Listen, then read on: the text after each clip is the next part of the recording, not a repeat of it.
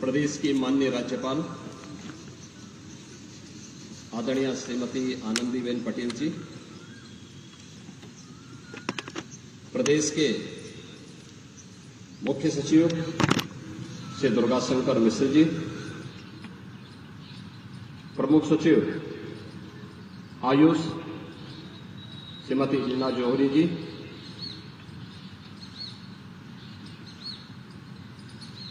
दसवें अंतर्राष्ट्रीय योग दिवस के राजभवन के आज के इस कार्यक्रम में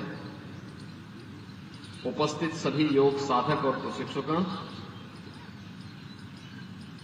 प्रदेश भर में अलग अलग स्थानों पर हो रहे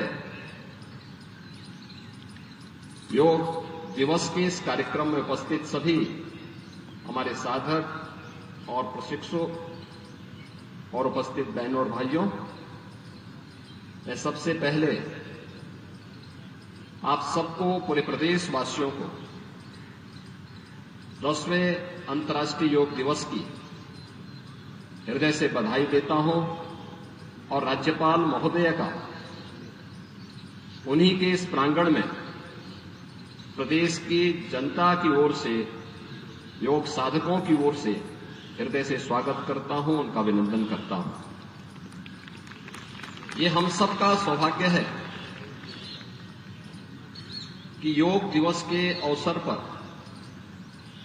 हम अपनी विरासत का स्मरण करते हुए भारत की ऋषि परंपरा के प्रति श्रद्धान्वित होने का एक अवसर हम सब भारतवासियों को प्राप्त होता है। यह अवसर हमें दिया है देश के यशस्वी प्रधानमंत्री श्री नरेंद्र मोदी जी ने, जिनके प्रयास से, जिनके विजन का परिणाम है कि आज दुनिया के लगभग 250 देश अंतर्राष्ट्रीय योग दिवस के साथ जुड़कर के भारत की इस विरासत के साथ अपने आप को जोड़ करके भारत की संस्कृति को, भारत की परंपरा को गौरवान्वित करने का प्रयास करेंगे। अपनी परंपरा के प्रति,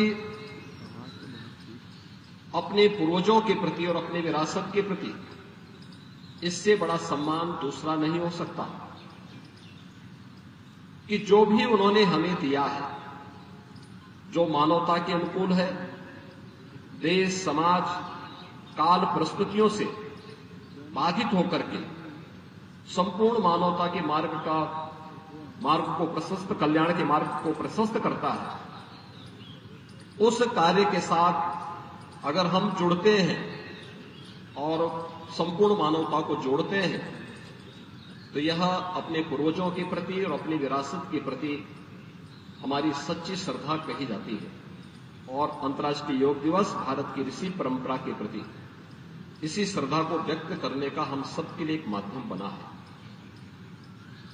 आज स्वयं आदरणीय प्रधानमंत्री जी भारत के मुकुट कश्मीर में श्रीनगर के डल झील पर हजारों योग साधकों के साथ योग के इस कार्यक्रम में उपस्थित हैं। योग हम सब जानते हैं, हर भारतवासी जानता है कि योग एक संपूर्ण विधा है जो हमें शारीरिक और मानसिक रूप से एकजुट करता है।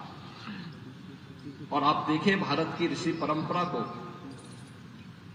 कितना उन लोगों के पास एक दूरदृष्टता थी, किस रूप में उन्होंने समाज को जोड़ा, धर्म को योग के साथ जोड़ने का एक अभिनव प्रयास किस रूप में हुआ। जब हम धर्म की बात करते हैं तो धर्म के दो हेतु हम सबके सामने देखने को मिलते हैं।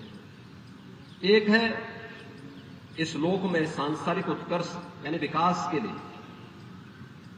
खुशी के लिए, खुशहाली के लिए, ईज ऑफ लिविंग के लिए कार्य करना है। और दूसरा है कि इस जन्म के बाद मोक्ष की प्राप्ति हो। यानी धर्म के दो हेतु भारत की ऋषि परंपरा ने हम सबको बताए हैं और योग भी हम सबको परंपरा के साथ जोड़ने का कार्य करता है। याद रखिए, भारतीय मनीषा इसी बात को कहती है कि शरीर माध्यम खलु धर्म साधनम। भी पूर्ण हो सकते हैं जब ये शरीर आपका स्वस्थ हो, ये काया आपकी स्वस्थ हो। काया स्वस्थ है तो मन स्वयं ही स्वस्थ हो जाएगा। तो उन सभी साधनों को पूरा करने का माध्यम हमारे लिए सबसे अच्छा क्या है? योग है। हर उम्र के व्यक्ति के लिए अलग अलग प्रकार के योग की विधाएं हैं। वो बालक हो, युवा हो, अधेड़ हो, बुजुर्ग हो, उन सब के लिए योग की उतनी क्रियाएं हैं, उतनी विधाएं हैं। वह उसका अभ्यास करके अपने को शारीरिक और मानसिक रूप से स्वस्थ रख सकता है। और समाज या व्यक्ति या समाज और राष्ट्र अगर स्वस्थ है तो वह समुन्नत और सशक्त अपने आप ही हो सकता है, इसमें कोई संदेह नहीं। अंतर्राष्ट्रीय योग दिवस योग की जिस थीम के साथ आज पूरे देश और पूरी दुनिया के अंदर आयोजित हो रहा है, वह हमें योग सबके लिए, यानी इसमें कोई भेद नहीं है, इसमें जाति का भेद नहीं है, क्षेत्र का नहीं है, भाषा का नहीं है, देश का नहीं है, काल का भेद नहीं है। अपने अपने अनुसार इस योग की विधा के साथ हर व्यक्ति जुड़ेगा। इसलिए आज हम सब इस अवसर पर यहां पर उपस्थित हुए हैं। आदरणीय प्रधानमंत्री जी ने सामूहिक योगाभ्यास के साथ जुड़ करके हम सबको इसके लिए जोड़ने का कार्य किया है। और मेरा भी आप सभी से, प्रदेशवासियों से ही अपील होगी कि नियमित अभ्यास का हिस्सा इसको बनाएं, नियमित अभ्यास का हिस्सा बनाएं। देखिए कि कैसे यह परिवर्तनकारी होगा। आप चमत्कार की उम्मीद तत्काल मत करिए, लेकिन आप इसके नियमित अभ्यास के हिस्से बनते हैं तो एक समय आपको स्वयं एहसास होगा कि जो भी समय आपने योग के लिए समर्पित किया है वह आपके स्वस्थ और दीर्घ जीवन के लिए, आपके शारीरिक और मानसिक स्वास्थ्य के लिए अति उत्तम समय रहा है। और उसमें हम लोग नियमित दिनचर्या से इस कार्यक्रम को आगे बढ़ाएंगे तो इसका हमें भरपूर लाभ प्राप्त होगा।